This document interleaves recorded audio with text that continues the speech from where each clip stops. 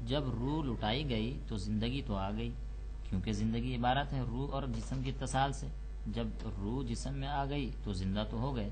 بھائی یہ اتصال و انفصال برزخی ہے جس کی کیفیت کو ہم نہیں سمجھ سکتے، لیکن یہ یقینی بات ہے کہ برزخ میں روح لوٹائے جانے سے مردہ زندہ نہیں ہوتا، بلکہ مردہ ہی رہتا ہے، اور زندگی برزخی ہی رہتی ہے۔ برزخ میں بھی دنیا کی طرح سے روح کا تعلق جسم سے بڑھتا گھٹتا رہتا ہے۔ جیسے دنیاوی زندگی میں سونے اور جاگنے میں اس تعلق کی کمی بیشی ہوتی ہے، اسی طرح برزخی زندگی میں بھی تغیرات ہوتے رہتے ہیں۔ بیداری کی حالت میں روح پوری طرح سے جسم میں ہوتی ہے اور آدمی کے پورے ہوش و حواس قائم ہوتے ہیں۔ نیند کی حالت میں روح بہت حد تک جسم سے نکل جاتی ہے، لیکن مضبوط تعلق باقی رہتا ہے، جس سے نفس چلتی اور انسانی مشینری کام کرتی رہتی ہے اور آدمی زندہ رہتا ہے۔ اگرچہ اس کے ہوش و حواس قائم نہیں ہوتے، نیند کی حالت میں آدمی موت یعنی برزخی زندگی کے بہت قریب ہوتا ہے، اگرچہ مرتا نہیں، رہتا زندہ ہی ہے۔ اسی طرح برزخ میں بھی جب روح لوٹائی جاتی ہے تو آدمی زندہ ہونے کے قریب ہوتا ہے، لیکن زندہ نہیں ہوتا، مردہ ہی رہتا ہے، اور اس عالم دنیا سے بالکل بے خبر، اور زندگی برزخی ہی رہتی ہے۔ روح بدن میں ایک دفعہ داخل ہو جانے کے بعد لا تعلق کبھی نہیں ہوتی۔ زندگی میں یہ روح بدن کے اندر رہتی ہے، مرنے کے بعد اگرچہ بالکل نکل جاتی ہے، لیکن تعلق ضرور رہتا ہے، کبھی کم کبھی زیادہ۔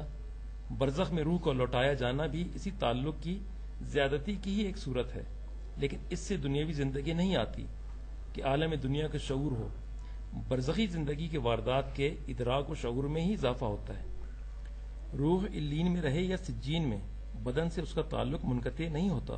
اگرچہ دنیا میں رہتے ہوئے ہم اس تعلق کا ادراک نہیں کر سکتے، لیکن ہم اس کا انکار بھی نہیں کر سکتے، کیونکہ اسی تعلق کے تحت ہی عذاب قبر ہوتا ہے، جس کا انکار ممکن نہیں۔ قرآن و حدیث اس پر شاہد عدل ہیں، اور عقل سلیم بھی اسی کا تقاضا کرتی ہے کہ جب عمل کرنے میں دونوں شریک، تو مرنے کے بعد جب جزا و سزا کا عمل فوراً شروع ہو جاتا ہے، ایک کو چھٹی کیوں؟ برزخ اور آخرت دونوں میں روح اور جسم دونوں شریک رہتے ہیں، اگرچہ جسم ذرات کی شکل میں ہو جائے۔ عذاب قبر کی بھی آپ نے خوب کہی، یہ مسئلہ بڑا نازک ہے، کوئی اسے مانتا ہے کوئی نہیں۔ نہ ماننا تو بہت خطرناک ہے، کیونکہ یہ عقیدے کی بات ہے، اور عقیدہ بھی اجماعی جو قرآن و حدیث سے ثابت ہے۔ نہ ماننے والے یا تو وہ ہیں جن کا اپنی عقل پر ایمان زیادہ ہے اور قرآن و حدیث پر کم، یا وہ جو عقیدے مردے سنتے ہیں کہ رد عمل کا شکار ہیں۔ ایک فریق نے اتنا غلوف کیا کہ مردوں کو قبروں میں زندہ کر دیا، دوسرے نے ضد میں آ کر عذاب قبر کا بھی انکار کر دیا۔ اس طرح سے دونوں گمراہ ہو گئے۔ حقیقت یہ ہے کہ آدمی جب تک زندہ ہے عالم دنیا میں ہے، جب مر جاتا ہے تو عالم برزخ میں ہوتا ہے، جہاں وہ دنیا کے واقعات سے بالکل بے خبر، اور مردہ اور برزخ کے واردات سے بالکل باخبر اور زندہ۔ بات تو ٹھیک ہے، جب جہاں ہی دوسرا ہو گیا تو ادھر سے سب کچھ ختم اور ادھر کا کام شروع۔ اسی لیے تو میں نے کہا تھا کہ مردے سنتے نہیں۔ میری سمجھ میں کچھ آ تو گیا ہے، لیکن میں حیران ہوں کہ مسلمانوں کی کتنی بڑی تعداد اس غلطی کا شکار ہے۔